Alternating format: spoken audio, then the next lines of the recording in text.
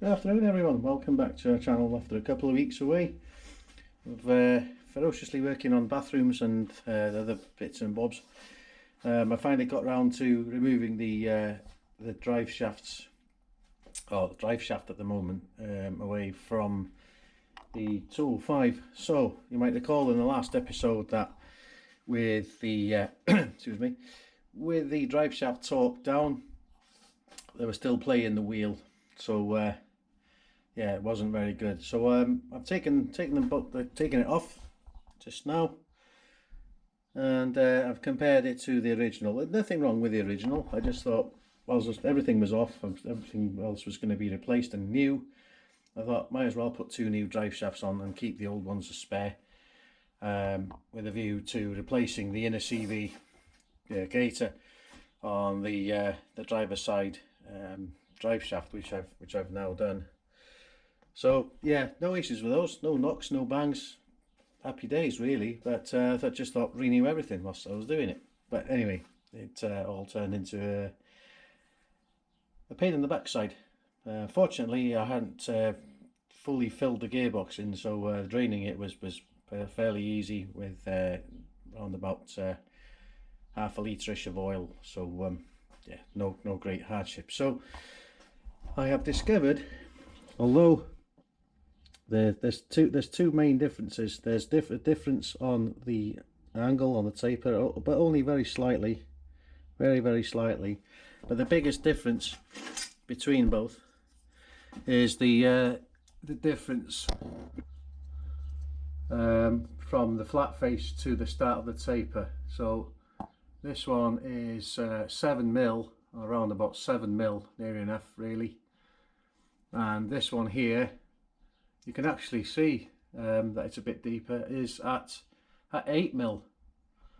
You can see that, I'm not sure, but it's at 8mm. So basically what's happening is that put this through the hub, this then pushes onto the outer race of the bearing, and this then supports the inner race of the bearing. When you close the hub nut, it closes it all together, torque up to 260 Newton meters, and it all holds it, supports it nicely. So the problem with this, it all fits, it's the right number of splines, it literally fits both ends, but the main difference is with this 1mm deficit where the taper starts, this pushes onto the bearing. It was giving me the impression it was torquing down, however it was leaving a gap behind, so this was then unable to mate against the outer bearing race. So when I jacked the car up, and as a matter of course I always check anyway for any play, both track rod ends, tie rods and wheel bearings, I noticed that there was play there.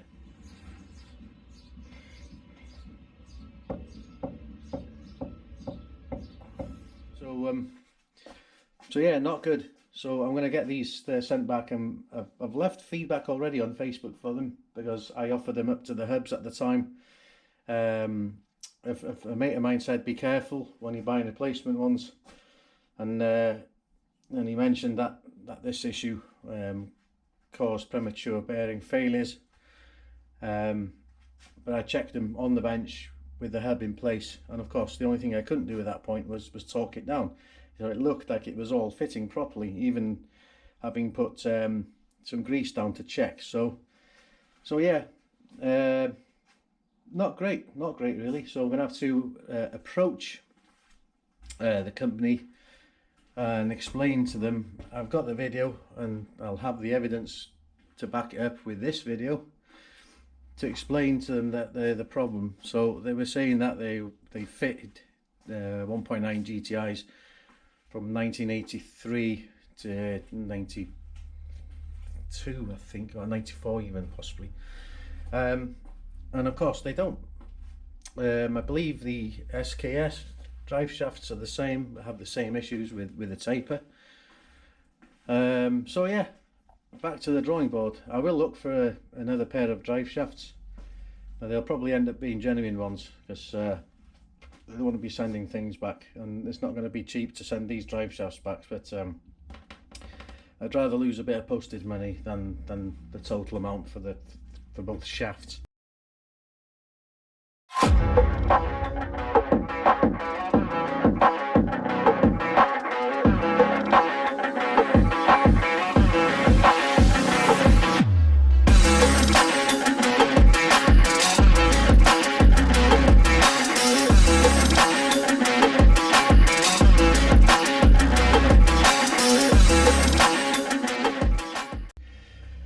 So yeah, so basically I'm just going to refit the old drive shafts, refill the gearbox with oil, and after the epic battle with the offside rear shock absorber, I've got new bolts now, new washers and stuff ready to fit, but I have got one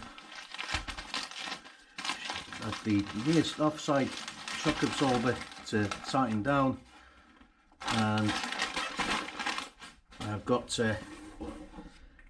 this one to fit. I've already loosened, like I alluded to on the last video, the low one, which I thought was going to be a total and utter pain in the ass, like the first one, but it just cracked off nicely. So I'm hoping that the upper securing bolt will play ball the same as its one friend at the lower point. I'm gonna have to drop the exhaust off its mounts, rear mounts, to make room to get this spanner in and stuff for the upper bolt, which is a little bit of a pain in the ass, but nothing major. So I'm gonna crack on with that. I'll fit the drive shafts, crack on with that, and I'll see you in a bit. Welcome back everyone. After a monumental struggle with the upper bolt on the passenger side, I literally had to remove the back box and to just gain access. It was a monumental struggle to remove it, as per the last one. So it's done and dusted. Both rear shocks now fitted and torque tightened, and back box is back on with sealant, and yeah, good to go really. So not other than the bolt, there's no major no major issues. Just taking a bit of time this afternoon. I've not been rushing at all really. So let me just alter the angle of the camera. So yeah, as you can see, the shocks on our one, that one, and that one, along with the exhaust back box rear back on there, and sealed. There's a slight leak on one of the slots. Nothing really to write home about, but I put some more sealant on it, so that should seal up nicely. And of course I've put the spare wheel back on. So I've also filled the let me switch that lamp off. I have now also filled up the gearbox. I find it easier to remove the battery, actually crack off this little plastic cap, and just basically fill with a good old-fashioned sucker and filler, or whatever it's called. I can't remember what it's called properly, but yeah, it's got just enough oil in there now. It's just nice. It's trickling out the lower plug, so the lower plug's now been refitted and torqued up. So yeah, next job is to remove it from the axle stand, really get it back on its wheels, and torque up the hub bolts, or the hub nuts. I've tried to tighten them a little bit down with a breaker bar, and straight away no play at all on either side. So you know, there was definite issues with the taper absolutely rock solid on that one, no issues. So the battery ran flat on that last clip, but I'll have to contact the seller, the eBay seller that I bought the drive shafts from, to tell them that they don't fit this car. Not quite sure which other cars they would fit, because 1.9 GTIs, as far as I'm aware, from start to end, will have the same hubs and same bearings on them and stuff, as far as I know. But so yeah, they've got issues basically with that. So I've left feedback on their website. Like I said earlier, after I put it all together, looked at it on the bench when the hubs were on the bench, it all looked okay. But when I talked them down, obviously things weren't okay. So yeah, so next job is to refit the battery, get the car off the axle stands. I'm going to have to get some fuel as well, because the fuel lights come on. They're not really accurate on these, are they? But I don't want the chance running anything dry on it, so I'm going to get some, I'm going to get 20 litres or so of the finest E5 that I can get my hands on around this area, fill it up, run it a little bit, and yeah, basically get it MOT'd next. So it's been a long time coming. With regards to the big brake conversion, I'm going to have to try it once it's rolling on the drive. I'm going to have to give it a try, because I think the pedal will be a little lower. I've bled it now twice. Well, I bled it at length with a new bleed equipment, brake bleeding equipment. I think I'm probably just going to have to get used to slightly more travel on the pedal than there was. So I'm now considering going down the bias pedal box route. I'm not quite sure what I'm going to do yet with that. That might be a little winter project. But yeah, I'm not sure yet. We'll see. We'll cross that bridge when we come to it. So yeah, just looking forward to driving it around.